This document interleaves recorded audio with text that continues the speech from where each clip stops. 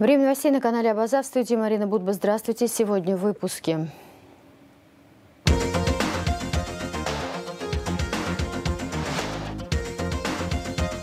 Важный этап двустороннего сотрудничества. Правительства Абхазии и России подписали соглашение об избежании двойного налогообложения.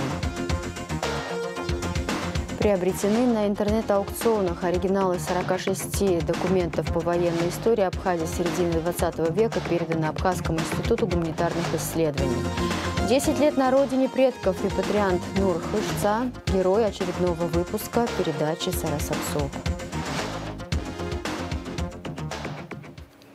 Начнем с официальной информации. 7 мая в Москве состоялась торжественная церемония вступления в должность президента Российской Федерации Владимира Путина.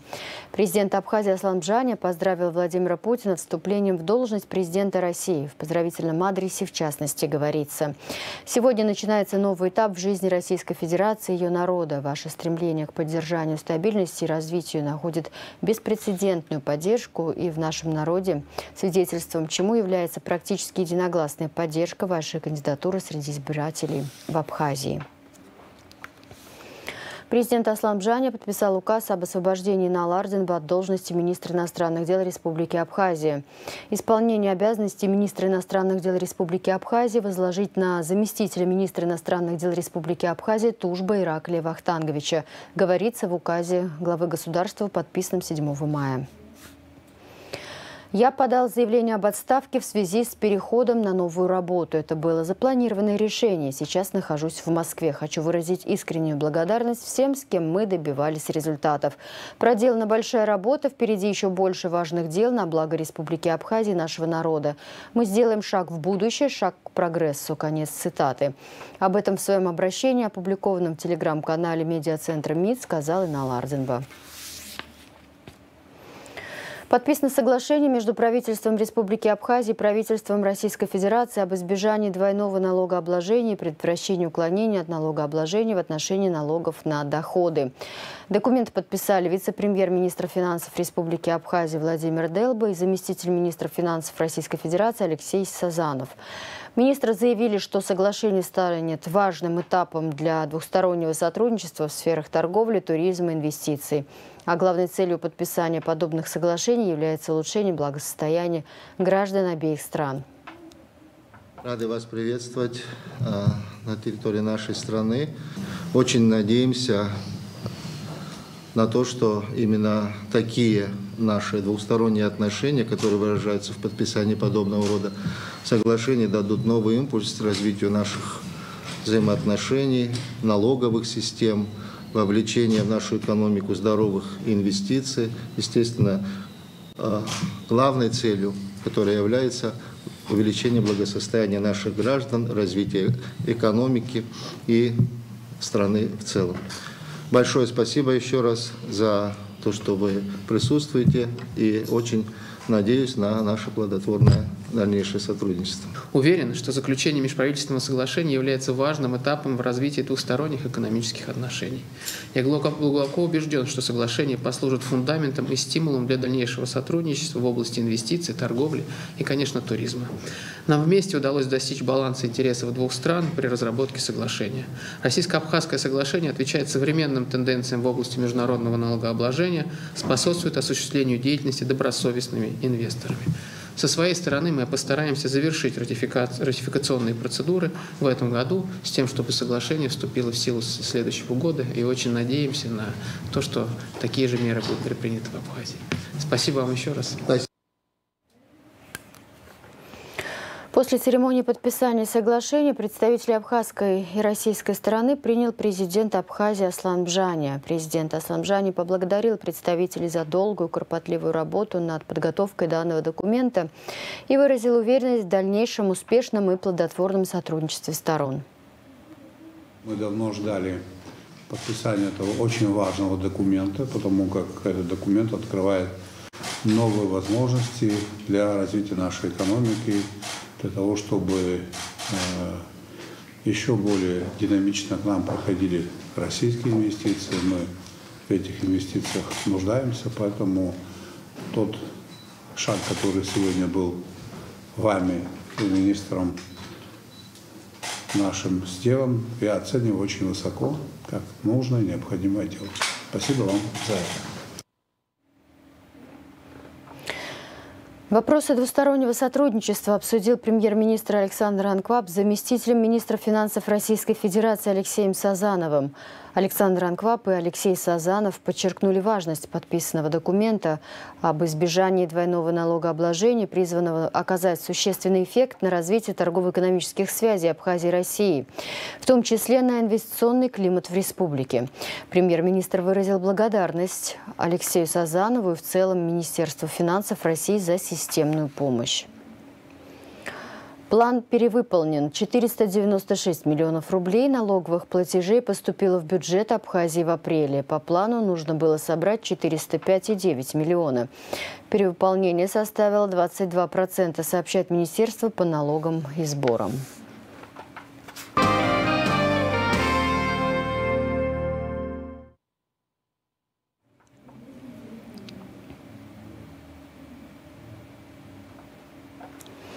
Информация правоохранителей. 1740 нарушений правил дорожного движения выявили сотрудники ГАИ за прошедшую неделю. Из них 104 за нарушение норм тонирования автостекол, 58 водителей привлечены к административной ответственности за управление автомобилем в нетрезвом состоянии. В Пицунде выявлена и демонтирована майнинг-ферма. Оборудование по добыче криптовалют демонтировано и изъято. Смотрите материал пресс-службы МВД Абхазии. Сотрудниками Пицунского отдела милиции УВД по Гагарскому району совместно с районным отделом службы госбезопасности Абхазии, представителями РУП Черноморэнерго Гагарского района в результате проведения профилактических мероприятий по выявлению фактов незаконных подключений к электросети и осуществления добычи криптовалют в поселке Птицефабрика города Гудаута на территории животноводческой фермы обнаружены майнинг-устройства, принадлежащие Начкебе Тимуру Ибрагимовичу. Мощность незаконно потребляемой электроэнергии составила 40 киловатт. Оборудование в количестве 13 аппаратов по добыче криптовалют демонтировано и изъято.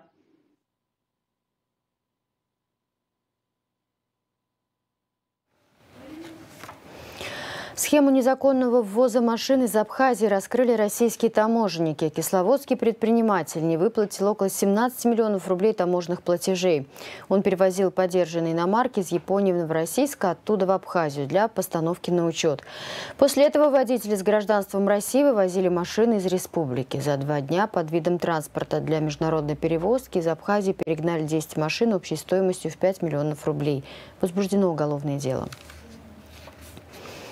На таможенном посту аэропорт Сочи Краснодарской таможни прошла стажировка сотрудников ГТК Абхазии. В ходе проведения стажировки должностные лица ГТК Республики Абхазии совместно с сотрудниками таможенного поста аэропорт Сочи обсудили вопросы, касающиеся организации таможенного контроля и осуществления таможенных операций в отношении пассажиров, багажа и грузов, перемещаемых авиационным транспортом. Абхазская сторона ознакомилась с технологической схемой работы поста, особенностями таможенного контроля в летний период пиковых нагрузок, а также с функциональными возможностями программных средств.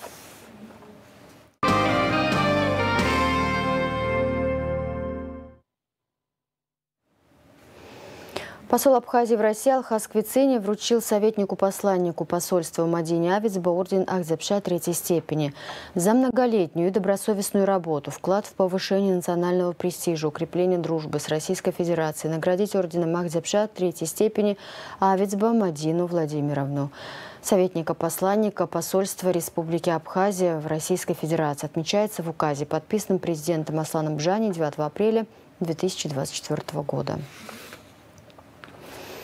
Оригиналы 46 документов по военной истории Абхазии 30-50-х годов 20 века переданы Абхазскому институту гуманитарных исследований. Документы передали военные историки Геннадий Ларин и Вячеслав Филиппов. Материалы приобретены на интернет-аукционах. Оригиналы документов будут храниться в Абиги, а копии передадут Государственному архиву Министерства обороны, Абхазскому государственному музею и Государственному музею боевой славы имени Владислава Арденба. Огромная благодарность этим людям, которые смогли на энтузиазме за свои средства выкупить, передать Абхазии. И, конечно, очень правильно, что благодарю и руководство Абхазского института за то, что вот вы смотрели эти копии передать. Почему это важно, я вам скажу. Мы сегодня тоже делаем многие копии, и когда на цифровые будут, на цифру это перенесено, хотим разным учреждениям дать. К вам сюда, в институт, в университет и в библиотеку. Приближается День Победы, и мы получили от наших друзей уникальный материал «История Абхазии 20-х, 50-х годов 20-го столетия». Уникальный материал тем, что которые принимали активнейшее участие в Великой Отечественной войне. Это не только в Абхазии знаменитые, но и на самом деле по их боевым действиям, это которые заслужили уважения. Это наши друзья, мы можем с гордостью говорить, это те, которые приезжают часто и принимают участие на наших научных конференциях, российские ученые, и которые передали дар Абхазскому институту, и мы решили размножить и всем архивам передать. По поручению и от имени наших друзей, друзей Абхазии, друзей Абхазского института, Геннадия Ларина, Вячеслава Филиппова, это они оба, скажем так, кандидаты исторических наук, полковники российской армии в отставке, которые в запасе, точнее, прошу прощения, которые занимаются активно научной работой, являются авторами ряда книг по военной истории, в том числе вот Геннадий Ларин писал книгу о 863-м истребительном полку, который защищал небо Абхазии в ходе битвы за Кавказ. Он писал о курсантах Сухумского военного пехотного училища, то есть эта тема нам не чужда, и такие люди на самом деле достойны уважения. Спасибо им, что они нашли эти документы по истории Абхазии, военной истории Абхазии, которые касаются военных летчиков, которые касаются моряков. И третья категория, которая касается, например, гражданских лиц, но непосредственно занимавшихся военной историей. У памятника неизвестному солдату в Сухуми с церемонии возложения цветов стартовала акция «Волонтеры Победы Абхазии». Она призвана возродить и сохранить историческую память о подвиге советского народа во время Великой Отечественной войны. Кроме того, участники акции в Доме Москвы проведут ряд запланированных мероприятий, в частности, показ документального фильма «Поиск» о работе абхазских курсантов по поиску родных узников концлагерей гитлеровской Германии из Абхазии. Его вы можете увидеть в вечернем эфире Абаза-ТВ. В преддверии празднования 79-й годовщины Победы в Великой Отечественной войне в селе Кутола Чумчирского района после реставрации торжественно открыли памятник летчику-лейтенанту Гайдай Николаю Григорьевичу, который погиб в этих местах, и добровольцу Отечественной войны народа Абхазии Гальченко Юрию Николаевичу. Смотрите материал наших коллег с Очимчира «Информ».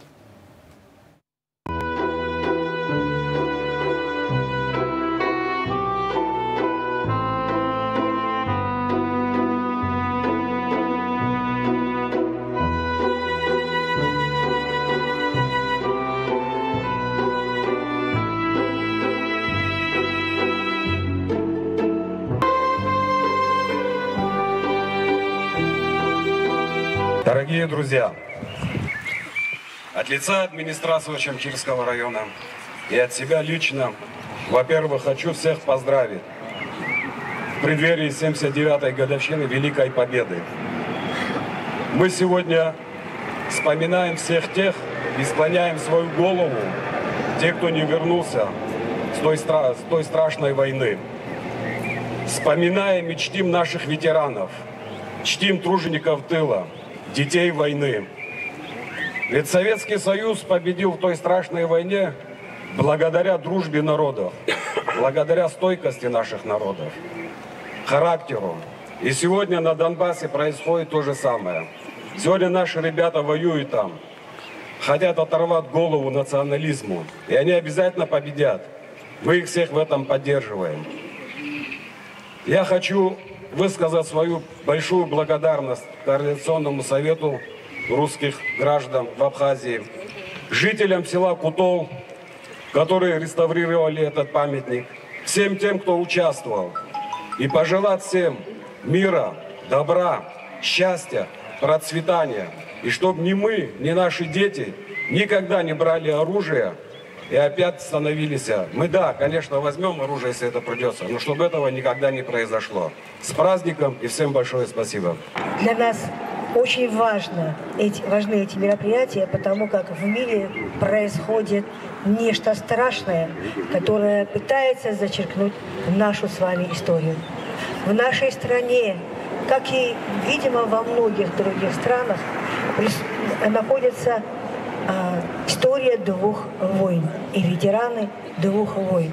К сожалению, ветераны Великой Отечественной войны уходят, и здесь, на Абхазской земле, осталось всего 15 человек в живых.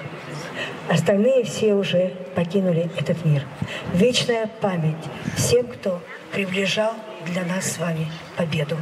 Огромная благодарность всем нашим помощникам, которые на протяжении 10 дней оказывали нам помощь в восстановлении данного памятника. Находимся в селе Кутол по такому значительному, важному мероприятию на могиле советского военного летчика, который погиб 4 сентября 1944 года.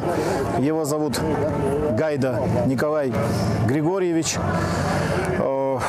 Это был молодой парень, который родился в 1922 году. Буквально немного, и до гибели ему бы исполнилось 22 года. Ему был 21 год. Воевал на Юго-Западном фронте, который был впоследствии переформирован в Третий Украинский фронт. Немыслимый такой кульбит судьбы. Из пехоты ушел в авиацию, но потому что грезил и много раз писал, скажем так, наверх письма с просьбой перевести его в летчики истребительной авиации. В итоге воевал в составе 25-го запасного истребительного авиационного полка. Погиб в результате авиапроисшествия. Наступающим праздником Победы всех вас хочу сказать в двух словах, что вот эту фотографию я храню уже 45 лет. Она мне досталась от родной сестры Николая Григорьевича, Зои Григорьевны. Сестры приезжали каждый год до недавнего времени. Я держу связь с племянницей Татьяной, которая проживает в городе Киров. Я, как сегодня помню, когда мы устанавливали вот этот памятник, который привезли родственники с Киева, вот эту ограду и так далее, мы постоянно наблюдаем здесь, порядок всегда есть. Никогда мы не забудем таких парней молодых, как он, офицера советской армии, молодого лейтенанта-летчика, который погиб за нашу Родину. Вечная память героям. И дай Бог, чтобы эта война больше никогда не повторилась нигде в мире, чтобы был мир во всем мире. Доброволец с города Снежная Донецкой области принимал участие добровольно в нашей Отечественной войне народа Абхазии, погиб здесь. Этот памятник устанавливал лично я на свои средства, и не только ему, там еще многим кутольцам, которые погибли в эту войну. Вот. Никак не можем выйти на родственников, как бы ни старались, но кого-то мы, наверное, все-таки там удастся найти в конце концов. Дай Бог, и чтобы там закончилась эта война, чтобы был мир везде, во всем мире.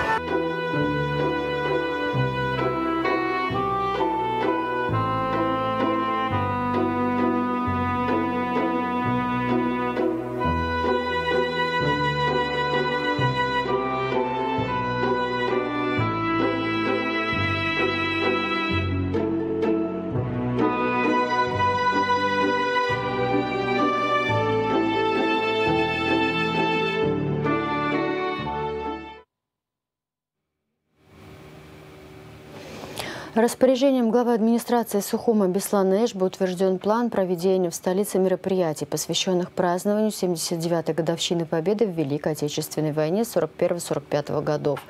9 мая в Сухуме пройдут основные праздничные мероприятия, посвященные Дню Победы в Великой Отечественной войне.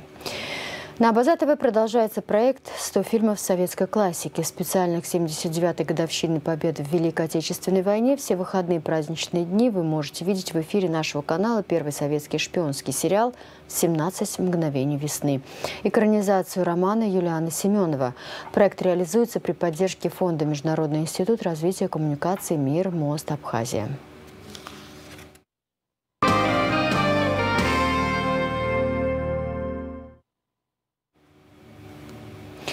Репатриант Нур Хышца – герой очередного выпуска передачи «Сарасапсоуп». Уже 10 лет наш потомок абхазских мухаджиров из Турции живет на родине предков, воспитывает двоих сыновей и вносит посильный вклад в будущее страны, которую его предки когда-то вынуждены были покинуть. Проект передачи «Сарасапсоуп» смотрите после выпуска новостей. К другим темам ректорат АГУ, профессорско-преподавательский состав и студенты юридического факультета поздравляют заслуженного работника Высшей школы Республики Абхазия, кандидата философских наук, доцента кафедры политологии и социологии Далилу Чичевну Пиля с юбилеем. В поздравительном адресе, в частности, отмечается: более 45 лет вы работаете в нашем национальном университете, воспитывая профессиональные кадры. За вашими плечами большой опыт научно-педагогической и общественной работы. Мы глубоко убеждены, что ваши знания, целеустремленность, активные жизненные позиции впредь будут направлены на благо нашего национального университета и нашей республики в целом. 21 мая исполняется 160 лет со дня окончания Кавказской войны. К этой дате в Стамбуле планируется премьера спектакля «Последний из ушедших» по одноименному роману Баграта Шинкуба. О том, как проходит репетиции, Абснепресс рассказала режиссер абхазского драмтеатра Мадина Аргун. По словам режиссера, репетиции идут уже 2 месяца. Постановка запланирована на конец мая. В спектакле играют актеры из театральной труппы «Абыста» из Стамбула, а также задействованы 2 танцевальных ансамбля «Радеда» и «Нарт». Репетиции ведутся как в Стамбуле, так и в Сакарии. Хореограф спектакля Эрик Тыргба в настоящее время работает над массовыми сценами. После стамбульской премьеры спектакль будет показан в густонаселенных местах, где проживают выходцы из Абхазии.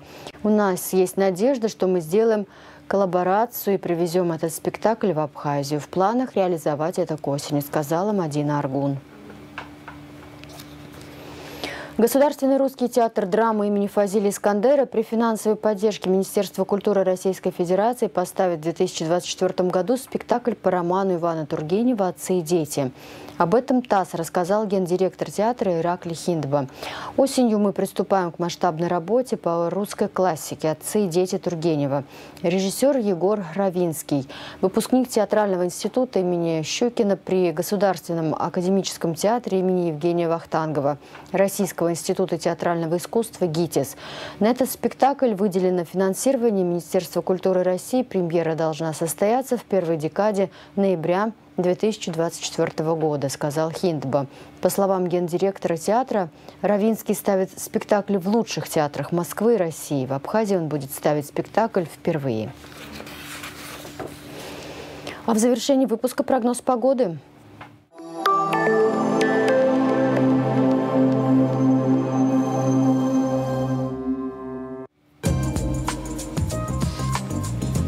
В среду 8 мая в Абхазии ожидается облачная погода с прояснениями, местами ночью, утром дождь разной интенсивности, туман, днем без осадков. Атмосферное давление повышенное, нестабильное, ветер умеренный. Температура воздуха ночью 7-12, днем 12-17. Температура морской воды 17 градусов. Волнение морской воды слабо умеренное. Относительная влажность воздуха 70-90%.